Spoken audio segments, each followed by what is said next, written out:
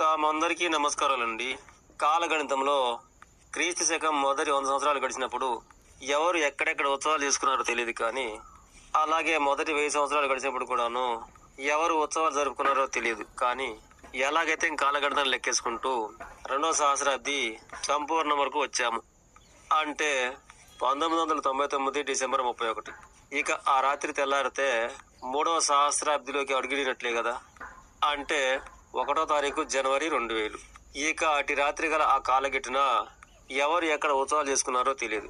కానీ నేను మాత్రం నా తల్లిదండ్రుల యొక్క ఆజ్ఞ మేరకు ముందుగానే అడవితో నిండి ఉన్న కొండపైన ఆశ్రమాన్ని చేసుకుని ఇట్టి కాలగిట్టున నాకు తెలిసిన భక్తి శ్రద్ధలతో 1999 డిసెంబర్ 31 అట్టి సాయంత్రము ఆ నిర్ణయించిన కొండపైకి వెళ్లి పొద్దుకోక ముందే నా చేతిలో జ్యోతిని వెలిగించుకొని ఈ అనంత విశ్వానికి ఆరతిగా పట్టాను. ఆ విధంగా 3వ సహస్రాబ్దికి స్వాగతం పలికాను. ఇది నా జన్మవంతు అదృష్టంగా. డిసెంబరు జనవరిలో చలి అంటుందో అందరికీ తెలుసు. కానీ 4వ సహస్రాబ్ది నాటికి ఏమో ఎవరికి తెలియదు కదా. నేను మాత్రం నా తల్లిదండ్రుల సాక్షిగా ఈ కార్యాన్ని సాధించాను. ఇటు ఈ సాధన నేను పుట్టిన తెలుగు ప్రాంతానికే కాక నా దేశం కూడా గర్వించదగిన కార్యం అనుకుంటున్నాను.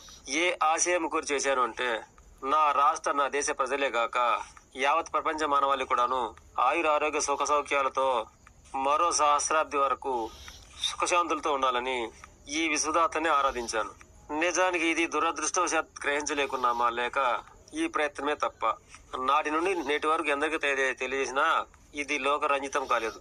మన తెలుగు బిడ్డ అంతటి చలితో కూడిన రాత్రి అంతయు తన అరచేతిలో జ్యోతిని వెలిగించుకుని ఒక సహస్రాబ్ది శుభంగా మురిసి మరో సహస్రాబ్దికి శుభ స్వాగతం పలకగలిగాడు అంటే, ఈటి ప్రయత్నమును తోటి మానవాళి గ్రహించలేకపోయారంటే, అయితే నేటి వరకు గ్రహించలేకపోయినా నా మానవాళి ముందు ఈ విధంగా ఉంచుతున్నాను గనుక మున్ముందు గ్రహించగలిగినా వదిలేసినా మీ ఇష్టం.